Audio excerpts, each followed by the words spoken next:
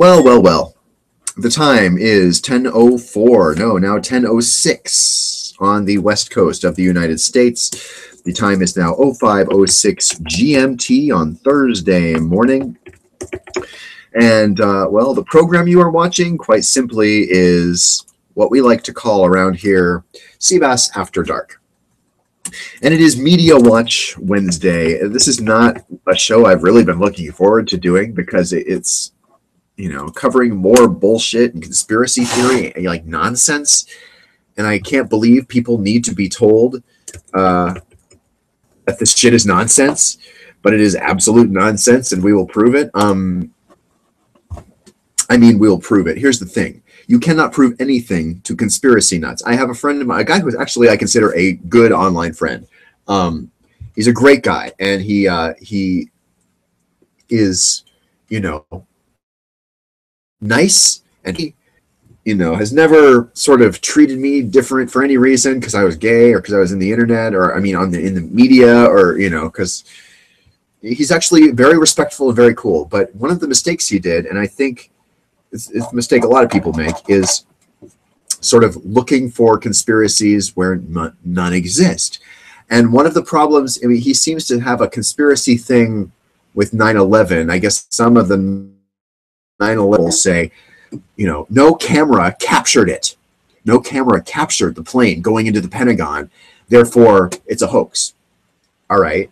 Or a conspiracy theory, right? Here's the problem. Security cameras are usually aimed only in one direction. Even though on TV, the security camera will look all around. Some cameras do that. Very few cameras, I think, in the overall picture actually do that. As far as surveillance, security type cameras, okay? Color, some of them are not. And some of them have different frame rates, okay?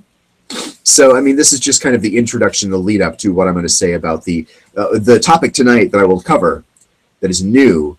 I did not realize this was going on until today because I finally saw on YouTube someone is calling the shooting of that reporter and video person, the photographer and reporter who were shot last week live on television. Why do they think it's a hoax, or why do they want it to be a hoax? They don't really think it's a hoax. Even they don't believe their own bullshit. But they're calling it a hoax because they think it's a government plot to increase gun control, to take their guns away from them. Now, increasing gun control doesn't mean taking guns away from people. But these, assholes, these people who are fetishists, the people whose dick gets hard when they have a gun in their hand, people whose dick get hard when they talk about guns and how guns are the reason we have a good society or whatever the hell. It's all nonsense. But there are people who are gun fetishists. That is the term I finally settled on for these people. Not gun owners. Like, I've been a gun owner. I don't own any guns anymore just because I'm not, it's not something that makes me happy. For Christmas, there was a couple of times at Christmas when my dad wanted me and would give me for Christmas a gun. But the problem with when you try to get something that you want them to like and they don't like is that when they open the present, oh, it's a gun, it's a big long rifle or something like that. It could have had history. It could have been expensive. Wouldn't matter. I don't really give a shit. I'm not going to use it. I don't care about it. This is not a gift I like. This is a gift I like, right? Now, it doesn't take anything away from it's the thought that counts, but if you really want to get someone a gift, get them something they will like, not something you want them to like. This was lesson 1 of mine in sort of, as a teacher, by the way, my teacher, lesson 1 for other people. Don't get people gifts you want them to like on the hopes that they will learn to like it. Get them something they like. This is about them, So, yeah, I was never anti-gun, really. I have owned guns. I have gone hunting many times in my life. Guns are a reality. I don't care. I would not mind if the government came and took away all the gun fetishist guns, because here's another thing they say that is bullshit, which I've heard them say. In Australia, only the bad guys have guns in Australia. Only the bad guys. Australia, that's bullshit. Why? The good guys do, the police do. They didn't ban guns from cops. They just banned guns from morons in the public. Now, here's the thing. Most of the gun fetishists kind of like to deny the redneckness or idiotic nature of the people who are gun fetishists. But, you know, they're not often educated.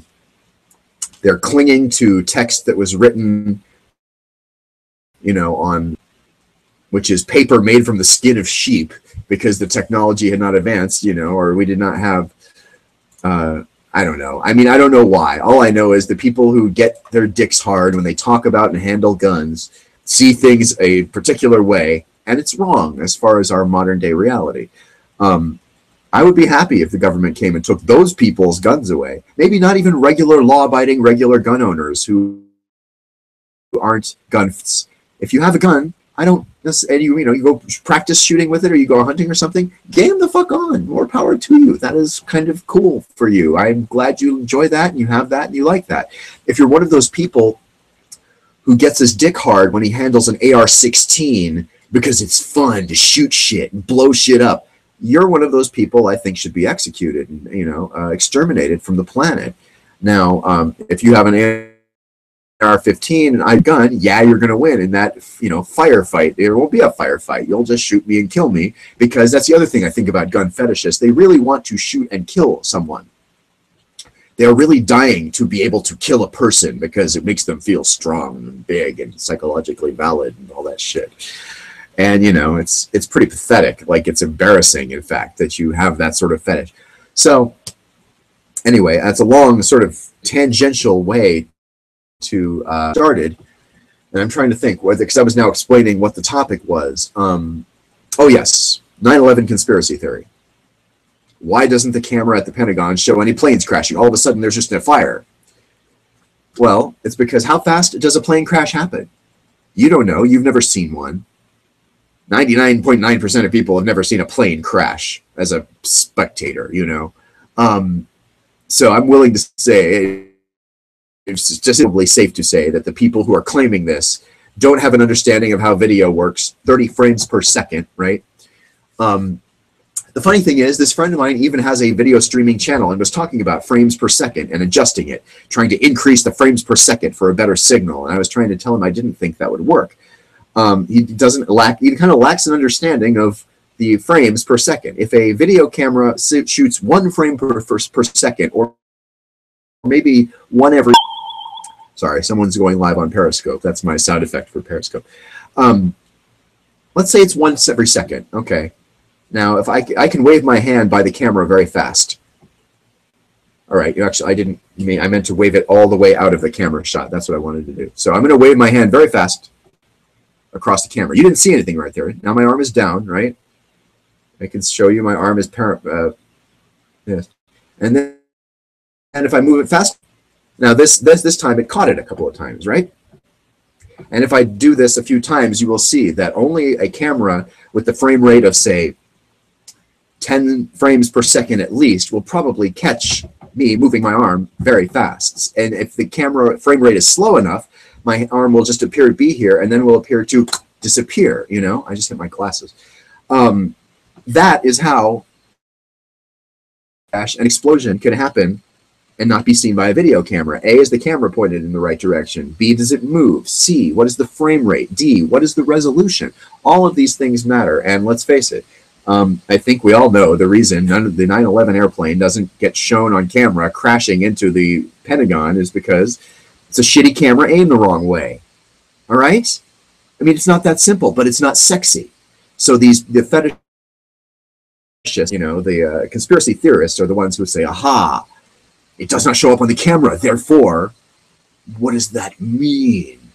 It means it's a shitty camera. It means it's aimed the wrong direction. You know, it's shitty in a number of ways, maybe even. Maybe it's a low res and low frame rate camera.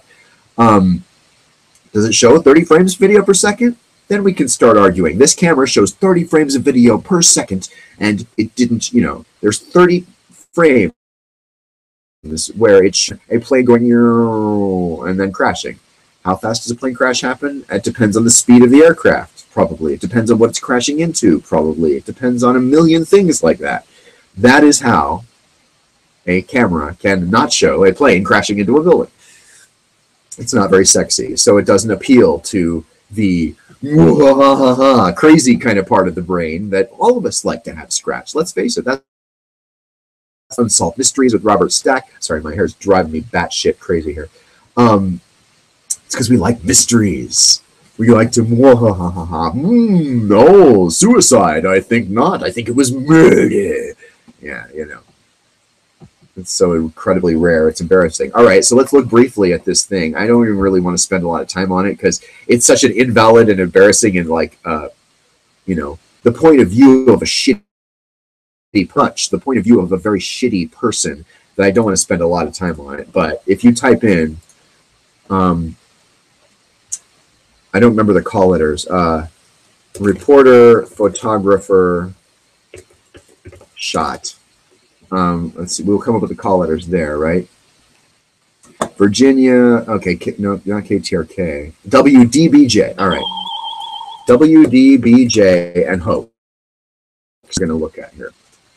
And you can already see the websites like Conspiracy Club, which is, I mean, even the name is so like transparently bullshit that you can just tell, but it's busted, and it shows the pictures of the victims. That is so intensely disrespectful. It is completely shitting on them. And here is something that actually appears to be from W. And I mean, they have a story here about internet death hoaxes. James Earl Jones has seen the report of his own death, you know, and he's laughing. That's kind of an interesting, although incorrect link.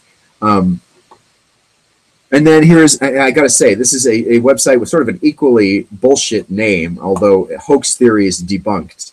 I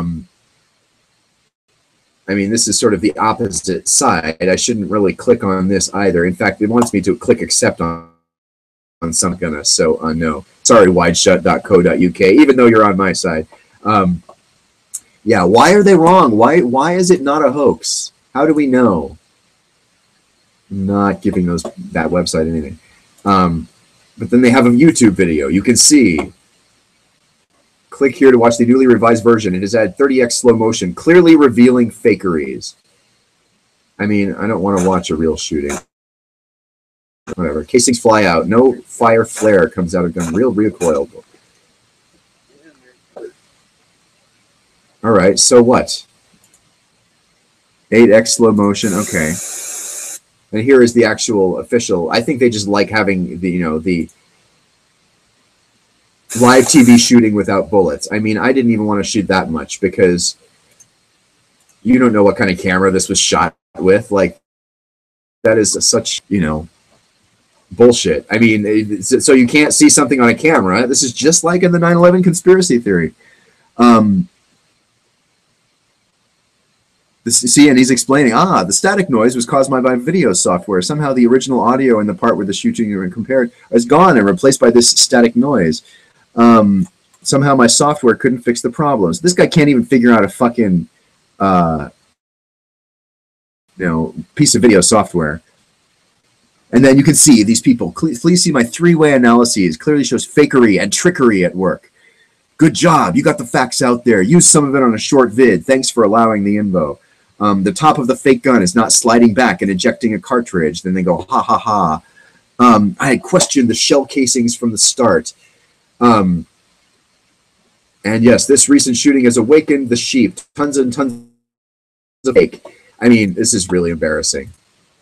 And again, the reason why I'm not even going to deal with it, because to deal with it in a very real way validates it.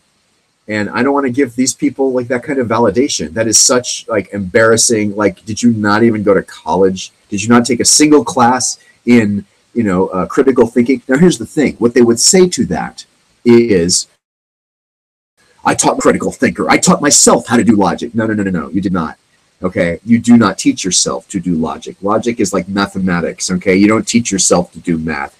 You learn to do math through practice and repetition and slowly increasing the level of the problems that you're doing. Logic is like math without numbers. It really is. And the people who use this talk about fakery and trickery. You know,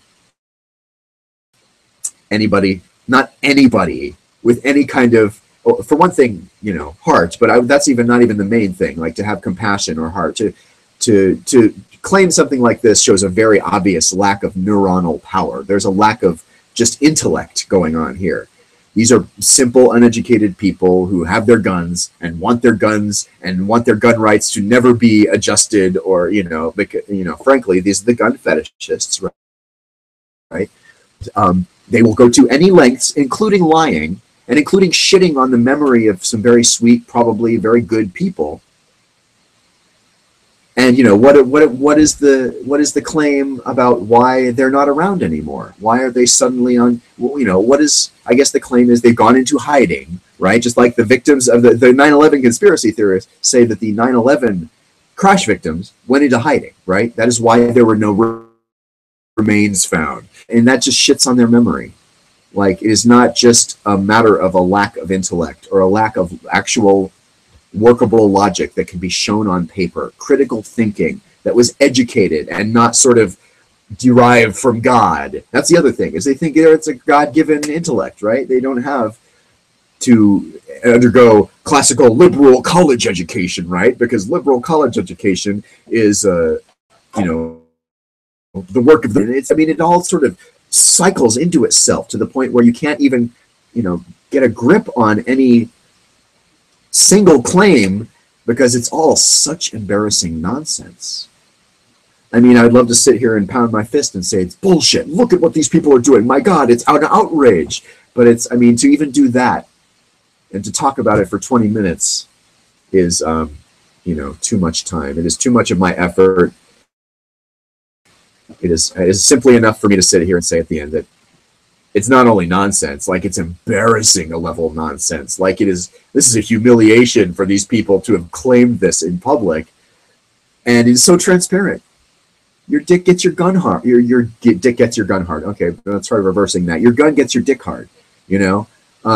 That's all it is. You like guns. You like them more than average person. You get your little dick hard to go shoot it, aim anything, even up to and including shitting on the, you know, memory of people, just because you think you have a college education or you think you have some kind of critical thinking that most people lack. Aha, you have a built-in bullshit detector. I don't know. It's such nonsense. I wanted to talk about it, mention it, and indicate what bullshit it is, but let's continue. Let's do something else. I wanted to do more game shows. I want to do 8 out of 10 Cats Does Count. There's a really good episode, but I think showing that show gets me banned. And I don't want this one to be banned, so we're going to look at some other kind of old game shows here. Let's see here.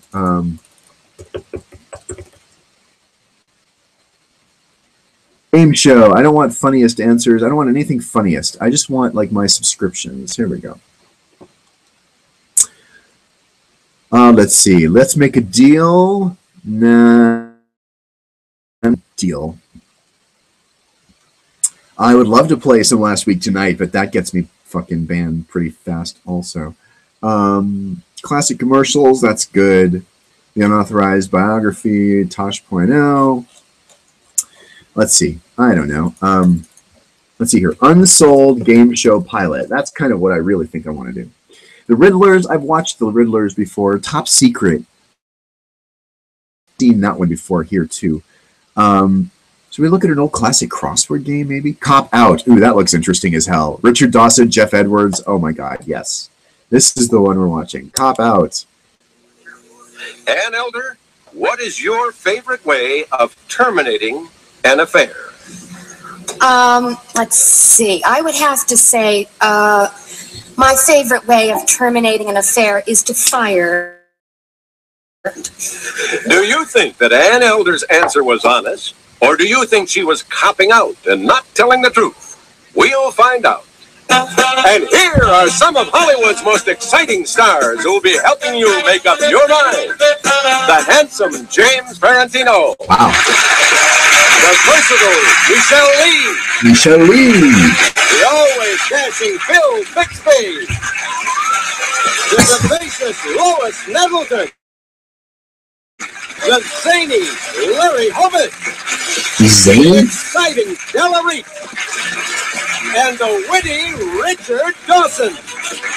And now, here's your host, the star of Cop Out, Jeff Edwards.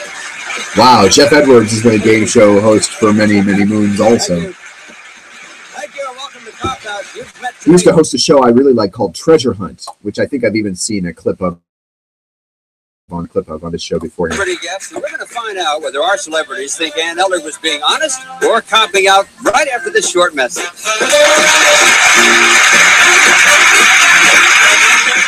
Okay, welcome back to our show, and now let's meet our two cop-out contestants for today. An auto racing enthusiast who works in the pits while her husband races, Cheryl Power. Cheryl, congratulations. And the creator and owner of California's most popular restaurants, Frank Sirocco. Frank. Restaurant owner, okay. Okay, Cheryl and Frank, here we go. Now, keep in mind that each question is worth $100. The total is going to swing back and forth between you. And also keep in mind that our celebrities are hearing the questions for the first time. Frank, you heard the answer that Ann Elder gave to the question, what is your favorite way of terminating an affair? She said that she would fire her boyfriend. You're fired. Ann Elder, whether you are copping out or being honest. Ann has locked in her answer, and Frank, to help you make up your mind, let's get some opinions from our other celebrities. Michelle Lee. Yes, I think Ann was being honest because she used the phrase fire. It comes to my mind that perhaps she has been going or went with an agent. And I think she probably just fired him, and that was the end of their relationship. I think she was telling Michelle Leo Bixby, you had your hand up. I think she's copping out because, of course, to fire a boyfriend is to say that you hired him in the first place, and I have never seen a marketplace for them in that way. Come to my house, darling. I'm accepting applications. I think probably that most people desire to end an affair by starting another one. So Bill Bixby says cop out. Larry Hovis. Well, Chris, I know Ann pretty well. We work together. And I've never known her to end an affair. She just kind of dovetails. So you would say cop out. I would say that Ann, in all likelihood, is copping out. Larry Hovis says cop out. Okay, Frank, it's time for you to make up your mind now. We have two cop outs and one honest from our panel. Time for you to make up your mind for $100. Do you think Ann Elder was being honest, or was she copping out? Well, it's my feeling that Ann's one-liner, and therefore she's probably telling the truth. You think that she's being honest. Ann Elder, were you being honest, or were you copping out? I was copping out. Oh. She was copping out, so Cheryl, you get the $100. Okay, Cheryl, it's your turn. And listen as we ask James Ferrantino this question. James Ferrantino, what immature quality have you been trying to rid yourself of for years? Bedwetting.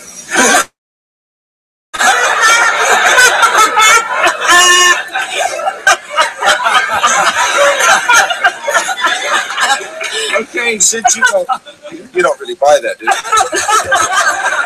buy whatever you tell me to. No, seriously.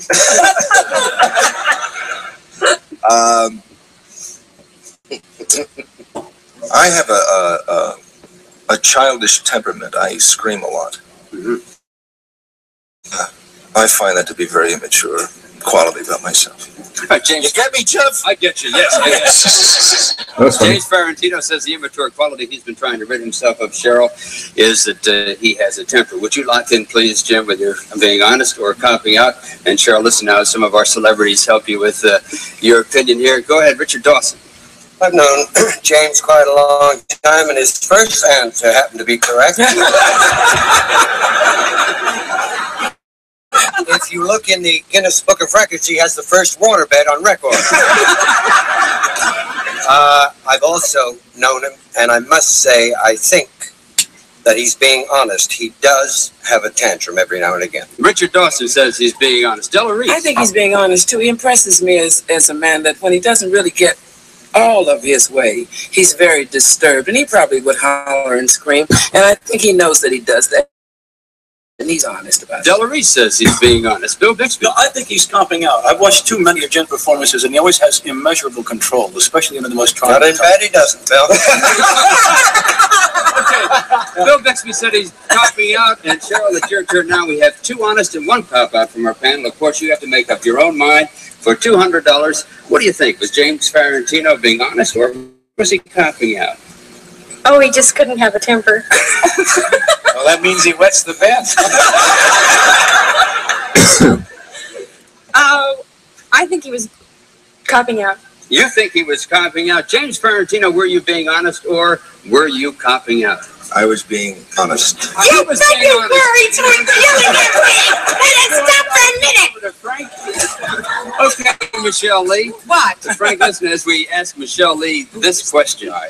Michelle, what do you find yourself doing to feed your ego? Changing sheets. Changing your sheets. Googling yourself?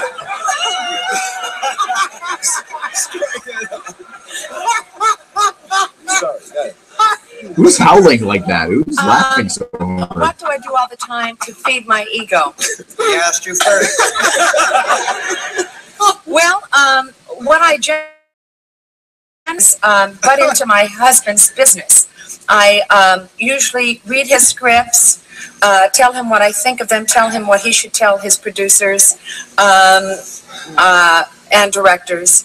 And it makes me feel important that I can help him in that way. Okay, lock in, please, and the buttons on the arm of your chair, whether you're being honest or copying out. And Frank, Michelle says that what she does to feed her ego is to interfere in her husband's business. It makes her feel good and important. And to help you make up your mind whether she's being honest or copying out, we'll go to our celebrity panel. Lois Nettleton, your hand went up right away. She just looked absolutely dishonest every minute of the whole thing, so I say, that's just Michelle. I say she's copying out. Lois Nettleton says she's copying out. Larry Hovis.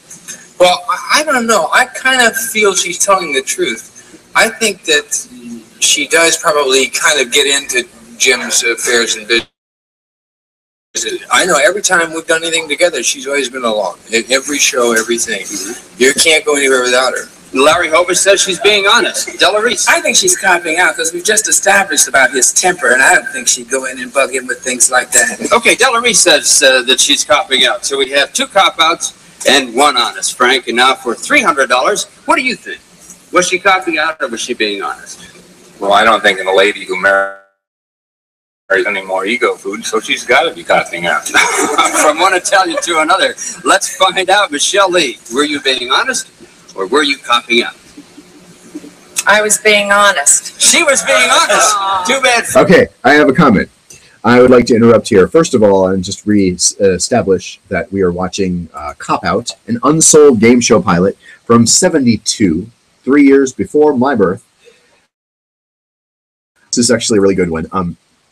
I had not planned on this. Like, this is not actually a game show I have planned to bring to. I mean, game show night is Tuesday night, but I was just kind of trying to get over the stupid conspiracy theory bullshit, and so I really wanted to cheer myself up. And by the way, I've done it because not only is this a weird game show, it has that early '70s fascination with the celebrity panel. That's kind of when I've narrowed it down than it began, because the match game began in the early '70s. I mean, it didn't begin. It began in its sort of most famous form. Began in the '70s with the silly questions and the 6 celebrities in the kind of 3x3, 3x2 configuration. The Riddlers is another one where there were 5 celebrities lined up as one team. Celebrities have always been kind of a part of game shows, but I feel like the fascination with the celebrity panel started in the early '70s, right before I was born. And this is another example of that. Like, I admit I have not heard of all these celebrities. Della Reese I know, Richard Dawson I know, but there's a couple of them I think I've never heard of before in my life that I'm aware of. The other 5 or 4, or however many are left. But here's what I wanted to comment on was the set. I have commented on the set of $25,000 Pyramid being almost perfect from the 80s. You know, the way the lighting and the set is configured, it's very simple, but very mechanically active and very accurate. Just very good. And I commented last night, for instance, that the Scrabble set, I loved it. And all of a sudden, right after I said I loved it, I'm looking at it during the show we were watching last night, September 1st, 2015. It was last night. And it started looking to me like bathroom tile. Pink and blue are the colors, right? Because those are the colors of the squares on Scrabble boards. but it's like they're pink and blue, and I think actually pink and red, and then light blue and dark blue, or what was on the Scrabble board. But if on the digital Scrabble board from the Scrabble game show, it was all pink and blue, and it looked either like bathroom tile, or sort of like the motif of a very elaborate baby shower where you didn't know the sex of the baby, or like a baby shower where the lady's having twins, one boy and one girl, because it's equally blue and pink, but it's all squares. The set of this show is all light bulbs. And I thought during the opening, I'm sitting here, my brain is automatically analyzing this game show I've never seen before, going, all right, is that set really all light bulbs? Because then my brain turns to, all right, are any burned out? Immediately, the first thing I notice is if there's kind of a square or a triangle in the shape of all light bulbs, even if they're twinkling, I try to see if any are burned out. This, I don't know if that's a natural thing to do. I know my OCD, Sheldon Cooper mind has certain quirks, and one of them is if there's any kind of array, certainly any kind of solid array, like a line is one thing, but if it's like, 64, 8 by 8, if it's a square of 64 light bulbs, I'm trying to see are any burned out. Like a bank clock on the marquee, that digital time and temperature clock that's just made of light bulbs. I'm always trying to see if one is burned out, because invariably it seems like one is. A, this array is perfect for this game show. It was the unsold pilot, so they all would be perfect. But B, I love how in a dot matrix way, the answer of the celebrity pops up behind them in the view of the audience and in the view of the contestants over there. You could, like a giant array of lights, so giant you can actually spell words in, I mean, that's badass. I really responded to that immediately, and it's been killing me not saying anything until now. So now I've said it. That right there. When you can spell out honest in how many lines is that? 7 by 5?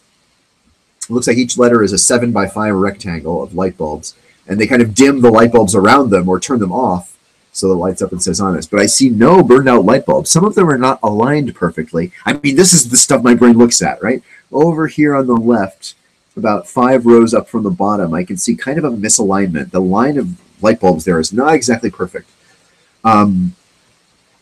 That kind of thing. All right, let's continue watching. I'm having a good time. You're watching cBass After Dark. If you want to call in, I don't know why you would. I'm not really taking phone calls tonight, but I didn't put the phone number up. Well, that's one thing.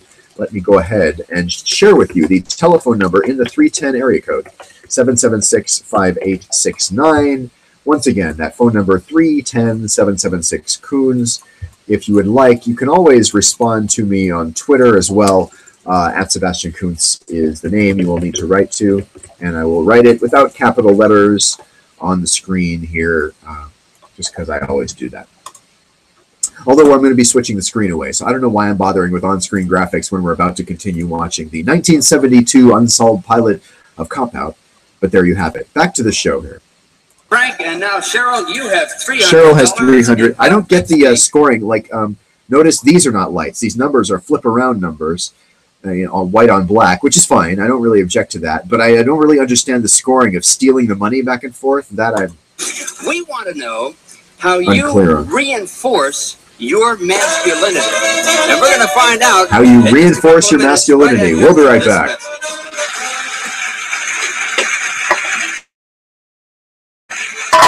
Sorry, my can of soda ended here. Cheryl, you have $300 at this point. Here's a chance to add another $100 to it as we ask Bill Bixby this question. Bill Bixby, how do you reinforce your masculinity? He's the Hulk. Doses of vitamin E.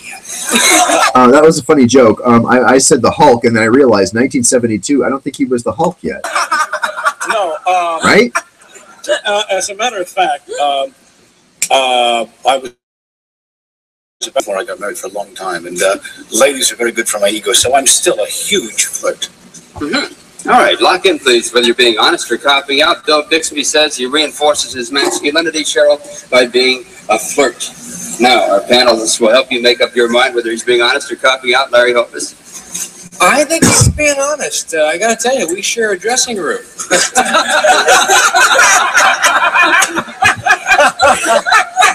I must reinforce your masculinity. No, sure. Okay. Larry Hopus says one honest. Richard Dawson. They did make a very pretty couple in the dressing room, but I happen to know that so jealous. Bill is being honest. He also reinforces his masculinity by putting a little piece of cardboard up in his shirt. But that's just a little laundry gag and nothing to get excited about. I believe he's being honest. And I think he's definitely being honest because I saw Mrs. Bixby right there next to him. She hasn't left his side today, so I know he's telling the truth. And Elder says he's being honest. He was flirting with her, I have to be honest. Okay, Cheryl, we have 3 honest. So we asked 3 celebrities, all of them said honest. You have your choice now, whether you want to go along with the group or you want to go the other way. You make up your own mind for a possible $400. Was Bill Bixby being honest or was he copping out? I think most men do that same thing, flirt, to reinforce, and I think he's telling the truth. You're going to go along with the group and you're going to say he's being honest. Bill Bixby, were you being honest or were you copping out? I was copping out. Cop out. Copping out. Too bad, Cheryl and Frank. You get the $400. That's right, Frank. We're going to move to Lois Nettleton. Lois, this is your question, Lois Nettleton. What was the most surprising thing that you ever learned about the opposite sex? Sorry, Lois. This is on the air now, right? So far, Lois. So far.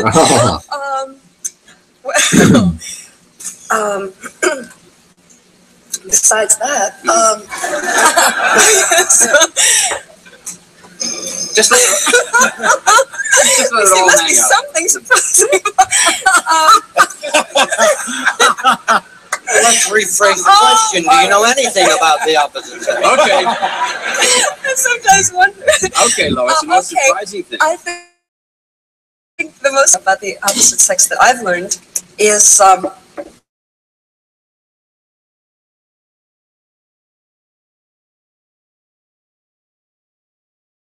Every way.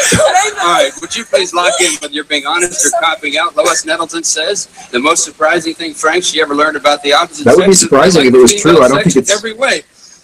Well, we're just right along to the panel to help you make up your mind. I almost hate to do this. Richard Dawson?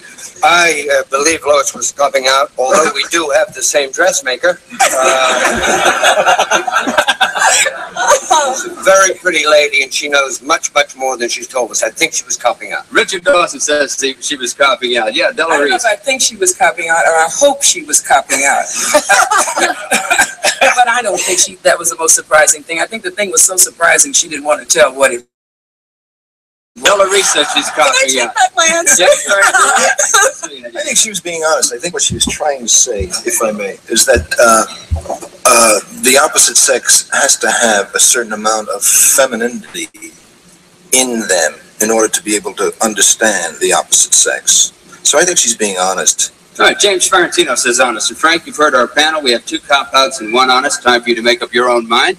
Now you have a chance for fun. What do you think? Was Lois Nettleton being honest or was she copping out? Well, I think she was being truthful, but I still think she was copping out because she skipped something first and then gave the right answer at the end. But she was copping out. You say she was copping out, and we'll find out. Lois Nettleton, were you being honest or were you copping out? I was being honest. She says she was being honest. That's too bad, I'm Frank. so But the confused now, I'm $500 not goes to sure.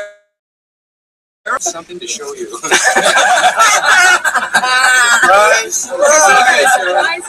Larry Holmes, it's your turn now. Your question is this: what is your most primitive desire?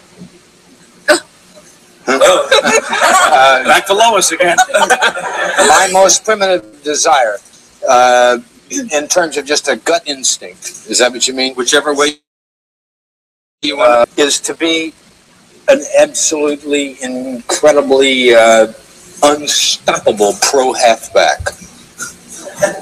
Larry Hovis' most primitive desire is to be an unstoppable. I don't live a real exciting life. Lock in, please, whether you're being honest or whether you're copping out. As Larry locks Smoking in, on the air. Listen, Cheryl, as we ask the panel to give you a hand here. Richard Dawson.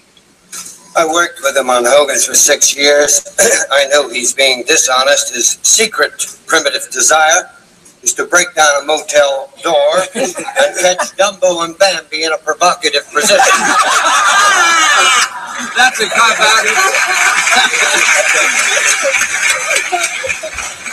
Okay, Cheryl, there's one helpful hint for you.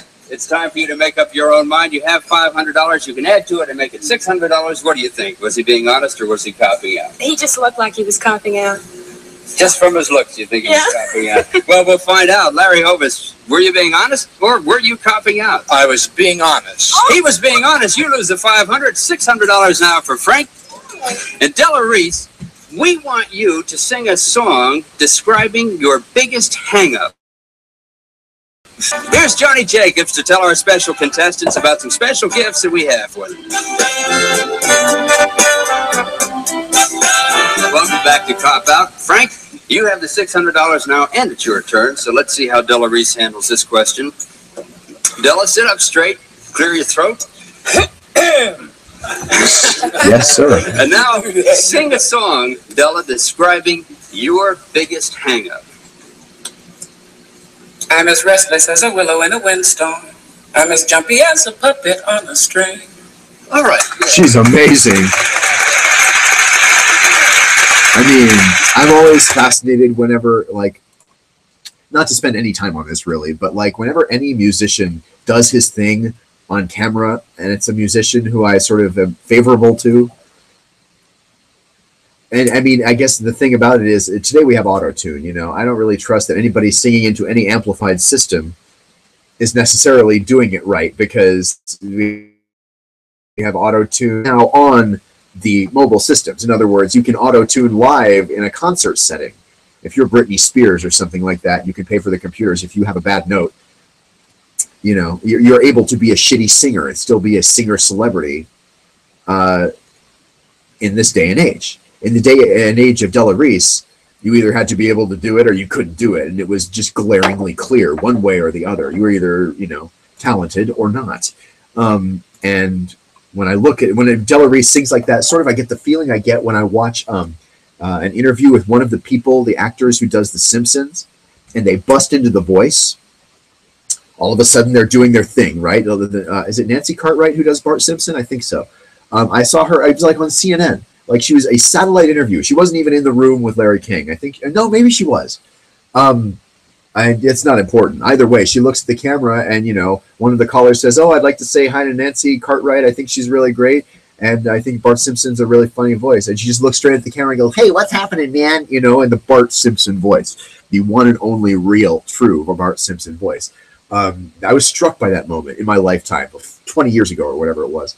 And ever since then, I've reflected on it. And anytime like I can watch Phil Hendry do his voice thing, where he's doing a character on the phone and then talking into the microphone and then doing a character and just back and forth so fast, it makes your mind race.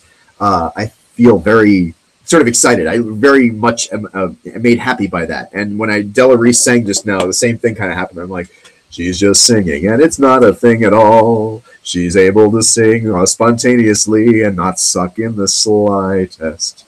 Unlike yours truly. cBasAfterDark, this is the phone number, this is the Twitter. Back to our show. If at all possible, which it is possible, we will switch to that screen and finish watching Cop Out right now. I'm enjoying the hell out of this. I'm sorry. I'm having a good time. And I want to listen to Della Reese sing again, in fact. Since I made such a big deal out of it, it was only a few seconds. Now for Frank and Della Reese, we want Della, sit up straight, clear your throat. That's so now, funny. Sing a song, Della, describing your biggest hang-up. I'm as restless as a willow in a windstorm. I'm as jumpy as a puppet on a string. All right. That's fucking spectacular. I mean, 2 bars, and she gets the proper response right away.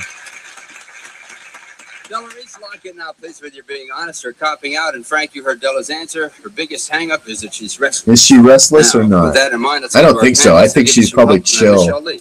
I believe that she was being honest mainly because it probably popped into her mind right away. She didn't have much time to think of a song, and that's why I think she was being honest. Michelle Lee said she's being honest. Bill Bixby. Yeah, I think she was being honest too, because Della works from such boundless energy, and she likes to perform, and I think that idleness would probably be a very big hang-up for her. Bill Bixby says she's being honest. Larry Hovis. Yeah, I would say honest, absolutely, because of the choice of that song, the Rodgers and Hammerstein tune from State Fair.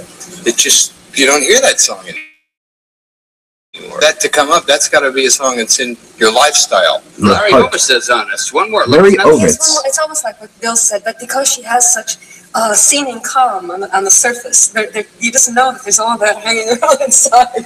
Lois Nettleton says honest. No, I think she's chilled to the bone, like And it's relaxed. time for you to make up your mind. You have $600. Not chilled to the bone, but You going to go along with the crowd, or are you going to go off by yourself? What do you think? Was she being honest, or was she? Well, since all men lead lives of quiet desperation, she was telling the truth. You think she was being honest, and we'll find out. Della Reese, were you being honest, or were you copping out? I was copying out. She was. I'm sorry. yeah, she's not restless. She's way chill. Okay, contestants Cheryl and Frank. This is on the night they burned all Dixie down. All right, Cheryl and Frank, this is very important. Celebrities, this is the last and final question. Cheryl, you have the $700. It's your turn. If you get the answer right, you'll have $800 to take home. If you miss it, the $700 plus another $100 goes to Frank, and Frank, you'll take the $800 home. So let's go from there. As we ask Richard Dawson, Cheryl. Richard Dawson, what is your favorite substitute for romance?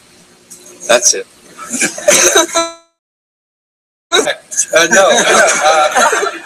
Favorite substitute for romance? I think I would have to say being with children. No, not. I don't mean I'm. No, I'm not laughing at anything. Not in a weird way. I did see Jeff behind a billboard once going, and I don't mean that at all. Okay. Richard Oh my Dawson's God, favorite child molestation substitute for jokes. romance is to be with children. Lock in whether you're being honest or copping out, please, Richard. Not and Cheryl will really, have some panelists help you out. Now, Larry Hovis. Well, I happen to know that the real answer to that is silly putty. Larry Hovis gives you a cop. But I think he was telling the truth. Oh, you think he was? Yes, I do. He was telling the truth. All right, Larry. He loves kids. Well, I know how strongly he feels about his children. It's one of his passions, and I would imagine being a passion, it would take the place, possibly. Very nice. That's why he's telling the truth. Bill Bixby gives an honest. And Elder, you had your hand up. Yes, I think he was being totally honest. I saw Dickie the other day with a smashing-looking child. She was about 25. Great dancer, I might add. There was no tomorrow, so I'd have to say he's being totally honest. And Elder says, and her hand was up. Well, I was going to say honest also, mainly because his answer wasn't funny. And he just said it straight on, and that's not like I'm sorry. I think he was being totally honest. Okay, Michelle Lee says honest. And Cheryl, that's 3 honest. You've heard what our celebrity said about the answer. Was he being honest, or was he copping out? And you think about that for a while. You too, Cheryl, and we'll all be back to find out the real answer and who today's winner's going to be right after this brief message.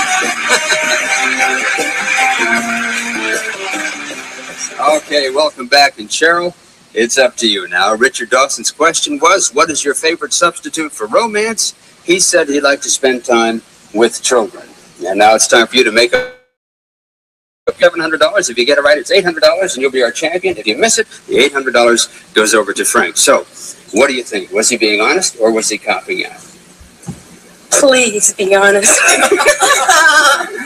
I'm saying you were being honest. Cheryl's going to go along with the celebrity panel. She says that he was being honest. Don't go from the look. Go from what he says as we find out right now. Richard Dawson, were you being honest, or were you copping out? I was being honest. He was being honest.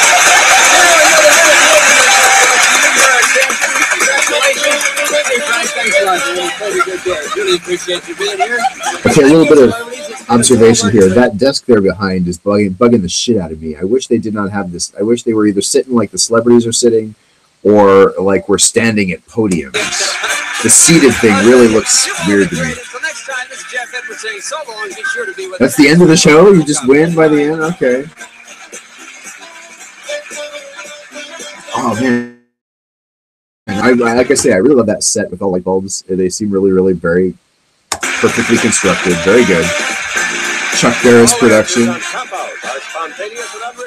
And by the way, I like that little announcement from the announcer. The Chuck Barris production thing. CBP. You see that at the bottom there? Chuck Barris production. that same logo or something very similar. Oh, CPB, Corporation for Public Broadcasting, in a circle like that. There's a reverse there. Cop Out is a Chuck Ferris production. What was the thing that they said again at the beginning? All answers on Cop Out are spontaneous and unrehearsed. All the answers are spontaneous and unrehearsed. God, they have 8 celebrities there.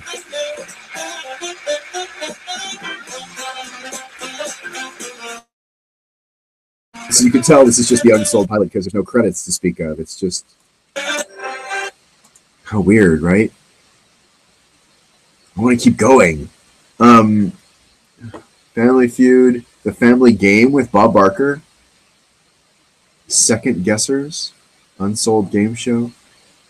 No, let's go Family Game with Bob Barker. From Hollywood, it's The Family Game. The Family Feud. Let's meet our families for today. Family number 1 are the Wiltons. They have a dog who tries to climb trees and catch mice. Family number 2 are the Harts. Hardly a meal goes by that Stacy doesn't find something to spill.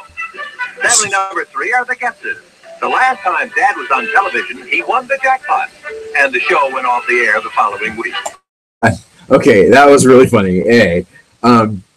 B, I don't know if I'd like to have to be the kid that, you know, was made famous on national television that you spill once a meal. Those are our families for today. And now, the star of the Family Game, Bob Barker. This is intense. Welcome to the Family Game. We'll be right back to try and find out just how well parents and their children really know each other right after this message. I'll make a sweet for thee. Shake a pudding? Your parents are off stage and cannot hear your answers. I'm going to ask you some questions. These questions as honestly as you can. When your parents return, your mothers will try to guess what you've said. And every time they guess correctly, your family will be awarded 10 points. Now, the family with the most points at the end of the show today will win our very special grand prize. Now, Drew, in that handsome plaid jacket, I am going to begin with you. What is one thing your father drinks that you wouldn't touch with a 10-foot pole? Beer. Beer. All right, Drew. What does your father drink that you wouldn't touch with a 10-foot pole? Hot sauce. Hot sauce? Drinks hot sauce? You mean he actually puts hot sauce in a glass and drinks it? Why does he do that, do you suppose? I don't know. Does he do it often? Sometimes. I'm anxious to meet your father. Say, Nina, how about it? What does your father drink that you wouldn't touch with a 10-foot pole?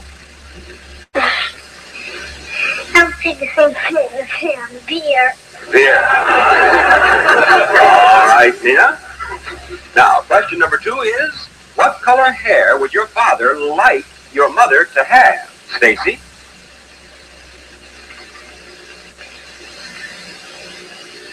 Brown like y'all.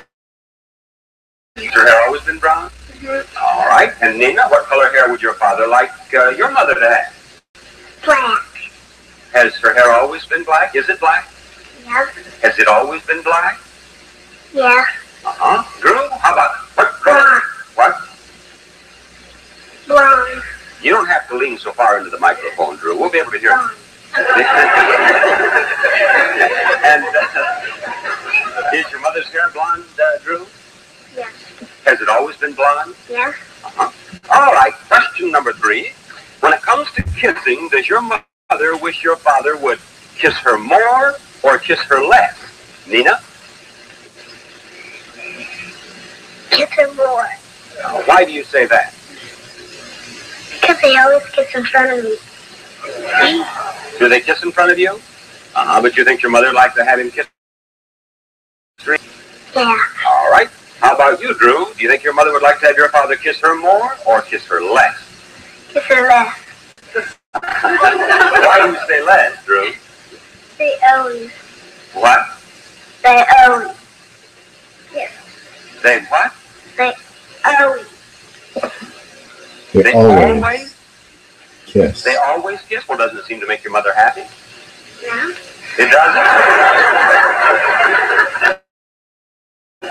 Maybe it's not that she'd like to have him kiss her less. Maybe she'd just like to have him change his style.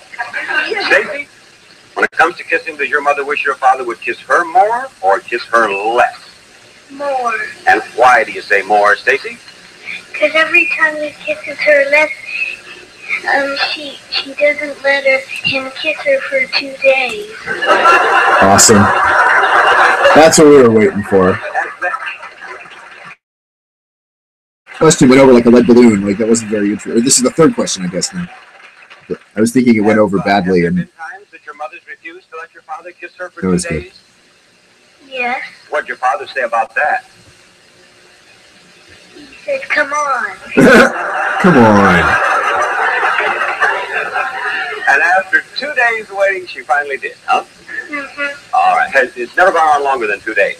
Mm-hmm. 2 days left. All right. Question number 4 is... Wow. At night for exercise. Drew? Pick up a ball. He plays ball? All right. Stacy? After tennis, he exercises. All right. And what does he do? He touches his foot. He does. Touches his foot. He stands up straight and bends over and touches his foot. How many times he can do it? Mm-hmm. How many times can he touch his foot? His foot. 10 times. Very good. Nina, what does your father do at night for exercise? Watch TV. Does he stay in pretty good shape that way? Yeah. All right. Thank you, children. We'll be right back with the parents to find out. All right, so I only have 5 minutes left, but I'm kind of into this, so I feel like maybe we'll continue. Then I'll have those cards on their laps. Remember, only the mothers will have a chance to match answers this round, and each time they do, the family will be awarded 10 points. The family with the most points at the end of the game will win today's grand prize. Now, Mrs. Getz, I shall begin with you. Aren't there 4 kids? What is one thing your father drinks that you wouldn't touch with a 10-foot pole? What was Nina's answer? Martini. Martini? Nina said, just the top card, Nina. Beer. Beer. That's what? You don't drink beer? Stacy's answer was what, Mrs. Hart? Whiskey? Whiskey? She said hot sauce. Now, do you actually drink hot sauce?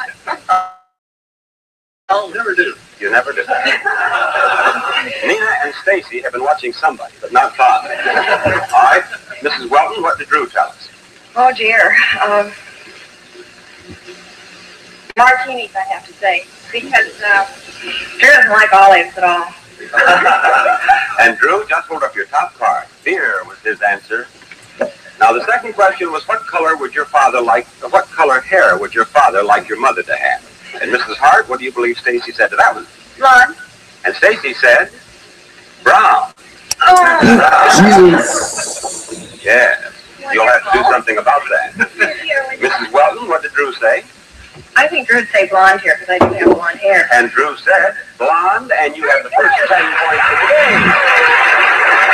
game. Yay, somebody scored a point. Or 10 points. Mrs. Getz, what did Nina tell us? Dark brown. And Nina said Brown. Oh, black.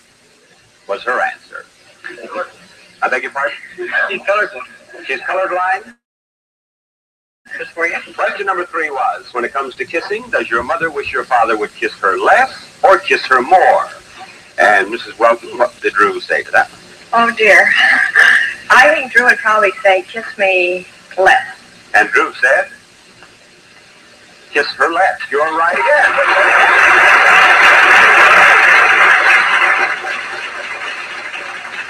Mrs. Getz, tell me what Nina's answer was. Oh, I'd say more because Nina likes kissing. All right. Kiss her more is right.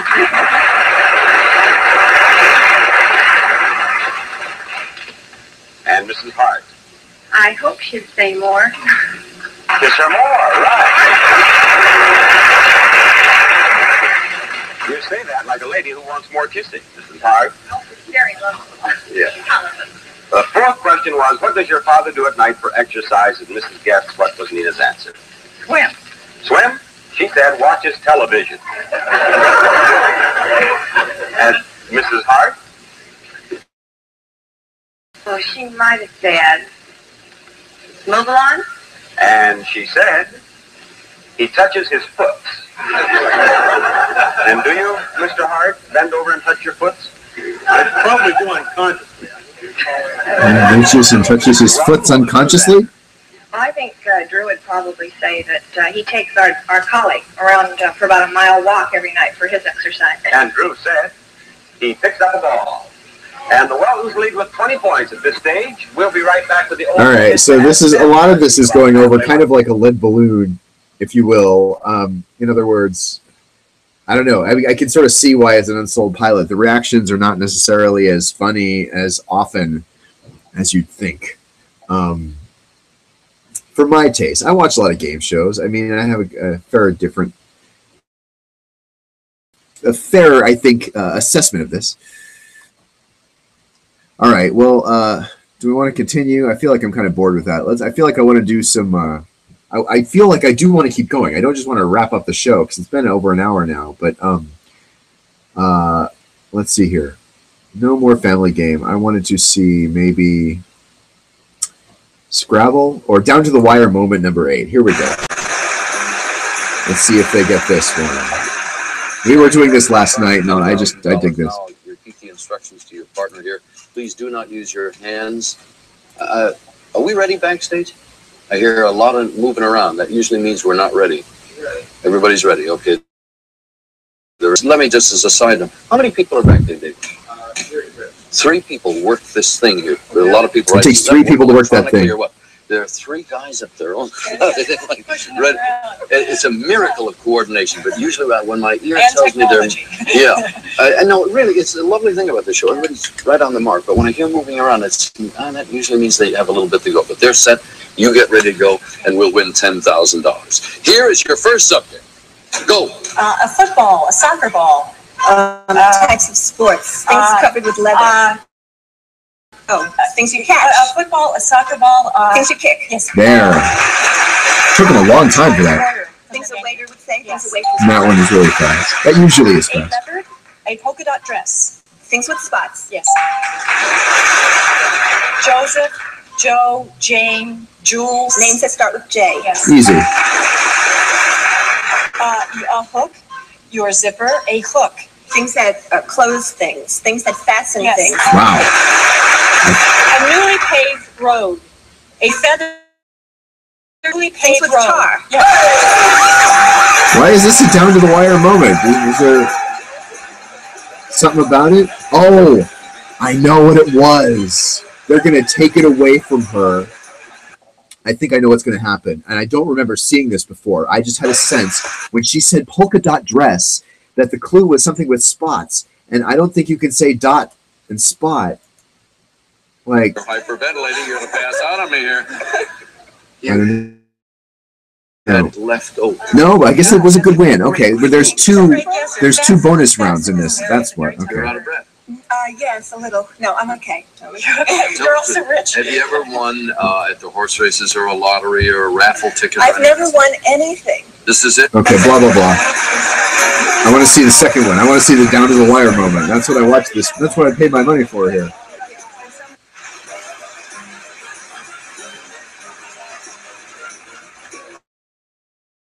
Let's have a tie. Win the $10,000. Otherwise, the ball game is over. You got to win the money. We're all going to root for you here.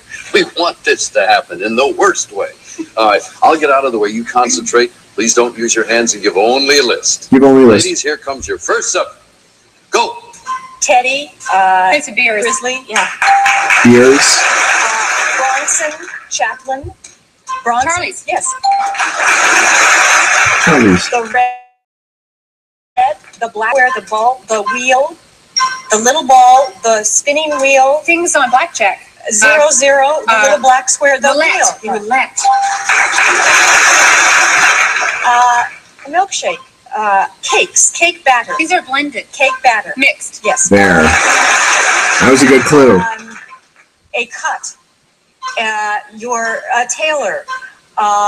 These are stitched. Or stitched. Excellent. Pioneers. Children. Pioneers. Utensils.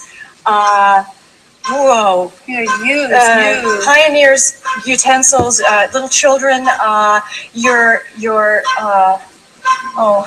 covered wagons. Children. Hold on. Children, covered wagons. Children.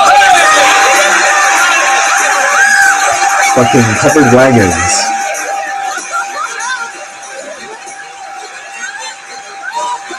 So that was down to the wire. Okay, that explains it. 9. Okay, fair enough. She's 9. You might want to take a look at that clock over there in this. I don't know whether folks at home will be able to see it or not, but there's a little second left on that clock over there. How are you folks in the audience home now? I was all right until about the third game. Congratulations. That's beautiful. We'll be back in a moment. It's a tie, folks.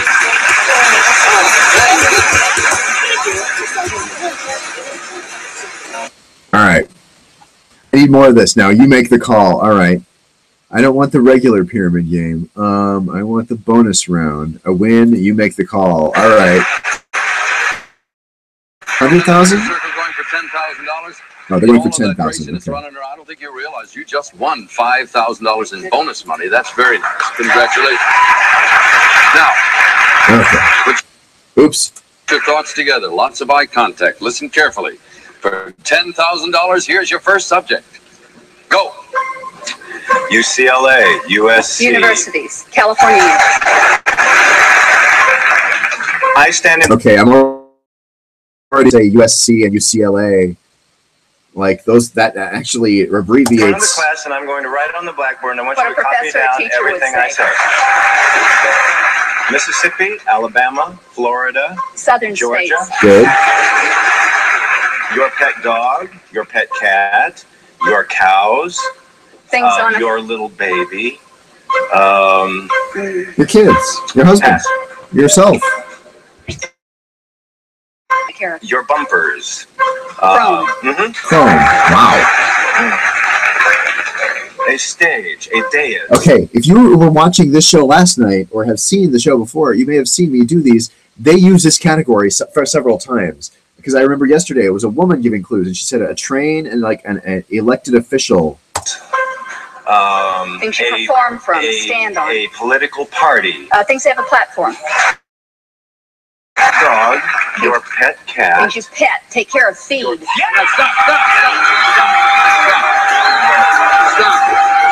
Stop a moment. Please wait a moment.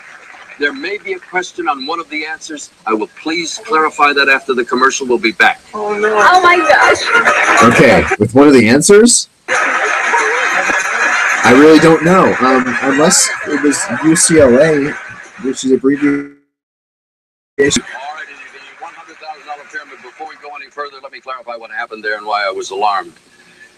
Terry and Carol, when you were playing the box that was names of colleges and universities and so forth, Terry, you said UCLA, USC, you standing for university. Sometimes in this portion of the game, over at the desk where you are now, FBI for investigation we can't take. Over here, we asked you specifically for the names of colleges to win. Okay. Thank goodness. So yeah, it sounded there like Dick Clark had a problem like the same way I did. The second I heard U and for UCLA, I did not expect them to sort of make the differentiation though between the regular game and what happened there in the bonus round, because I didn't realize that was sort of an exception. They're asking specifically for the names, and USC is specifically the name. And if we family and everybody running up here, and then I have to say, I'm sorry, you got to take the money away. Well, I tell you what, you got a lot of folks out there with you? Oh, yes. We'll get them up here at the end of the show. Now, this is the gang that was about ready to jump up during that big wind. I said, no, no, no. We better introduce them, Carol, so they don't get angry at either one of us. Who's the lady on the end? My niece, Kristen. Next. Nephew, Aaron. Next. My mother-in-law, Edie. Next. My mom, Doris. And next. And my father-in-law, Nero. All right. Her husband's family is there. At the same time. Her husband is not the there. $100,000 pyramid. Congratulations, you had a good day. Please join us here tomorrow. We'll see you then. For now, Dick Clark. All right. I'm amused that let's see. Is this one we've seen? I think this is one we've seen, right? All right, Bernie and Teresa, we're up to The addition, the subtraction. Things in a math book. Yeah, we did this last night, but I'll watch it again. I don't care. Barber. I think this is one I haven't seen. Let's do this one. Oh, we can't lose the picture? No. This is it, folks. This is the last chance on a Friday. All right, the patient is yours. We really are all sort of rooting for you. We'd like to end in a blaze of glory on a Friday with $25,000 at stake. Good luck. Please get pictures of what he's talking. You find yourself stymied, leave it, come back. Okay, good luck. For $25,000, here is your first subject. Go.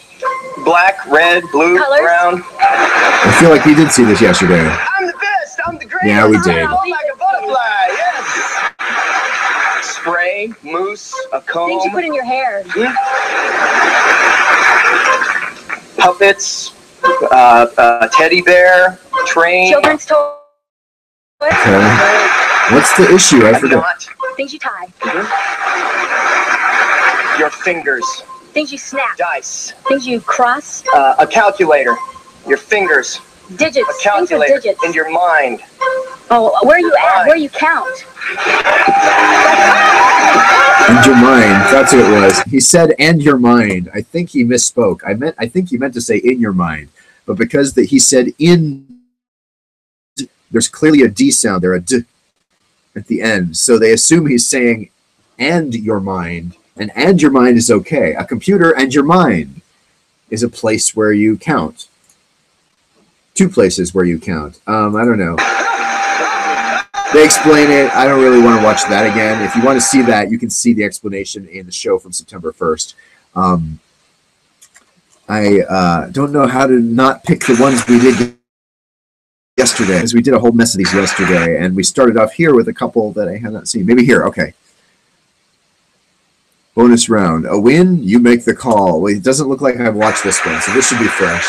Terry Carroll in the winner's circle going for $10,000.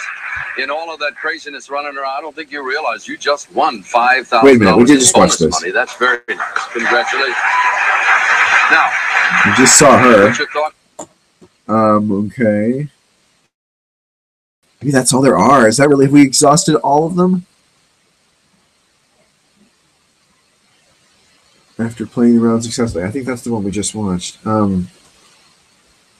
Okay, I guess that's all of them. Wow, how sad. I'm a little sad. Because seriously, well, I've often said my favorite game show thing to see is the Pyramid game show bonus round. Love that. That's my favorite part of any game show. And when it's like close to the call like that, or when there's like a question about whether or not, because they do have some pretty specific rules. And over again throughout my life, as I've watched the show, there have been moments when I hear in the buzzer and they flip around past the money, so it's clear you did not make that money, and you have to keep going, and you have to not wonder what you did wrong right now. You have to keep playing because you've already thrown away the championship, or you kind of keep doing the best you can, even though you don't know what you did wrong. You find out later, but there are many times on that show where somebody's and it buzzes, and you don't even understand what you did wrong. Usually, as I explained last night, that is a sign of a prepositional phrase. Around the town. You cannot say around the town. Places to go dancing. You cannot say around the town, but you can say, a specific list of places to a hall, a restaurant. But you could not say a restaurant with live music, because even though that is a place to go dancing, with live music is a prepositional phrase, you see. You must give a simple list of very specific things. You can say all the adjectives you want before a noun. You can say a sparkly, windy, delicious day, and that's fine. But you can't say a day that is sparkly and windy and delicious. You cannot specific way. And I've been watching the game show with, like, sometimes my mom or dad or other people, and you watch that happen, and people are like, what did they just do wrong? He said in your mind. What's wrong with in your mind? You count in your mind. That's part of the list. Yes, but you cannot say prepositional phrases in addition to making a list. You must make a list of things that do not have prepositional phrases. Only the list of things that you can count on.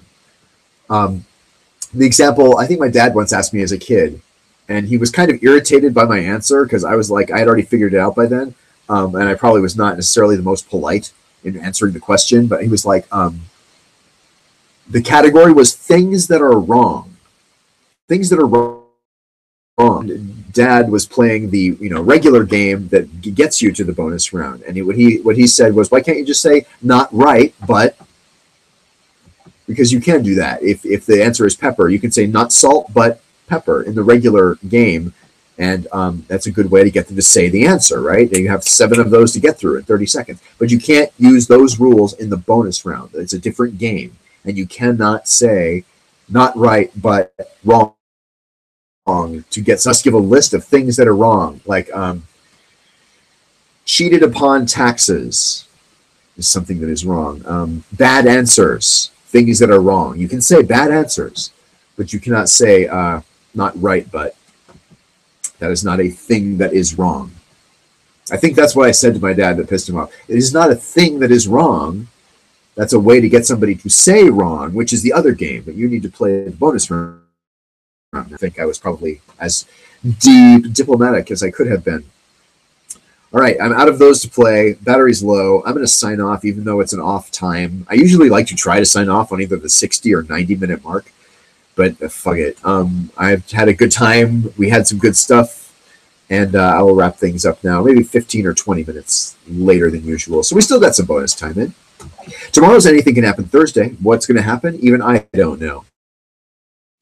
Shit, if I can find more good game show shit. Like, for instance, right now I'm watching 8 out of 10 Cats Does Countdown, the most recent episode, which my friend Chris, the game show friend Chris I always talk about, has been, he always posts them on Facebook, and I always see his posts. And I'm reminded, even though I love this game show to the point where I should be checking on my own, it's his reminders that often are what get me to the show. And there's a really great one this week that I haven't finished watching yet. I was actually getting exercise when I was watching it, and I was laughing out loud, and it was weird. Like, I think people were looking at me going, why is this guy walking down the street with his cell phone laughing? Well, I was listening to something very funny. And watching a very funny show, which is a show I cannot bring on here because it has gotten the podcast or video cast banned from certain countries in the UK. And I'm trying to keep it open and trying to not violate the rules. And if you violate the rules a certain number of times, I think you can get cut out of the video thing. So I try to do it to things that are not likely to be copyright important, like unsold game show pilots, which we did tonight, and clips of the pyramid. Okay. Anything Can Happen Thursday happens at 10 p.m. or 5 minutes leeway before you give up on me, please. Tonight I got on a little bit late, but it was okay.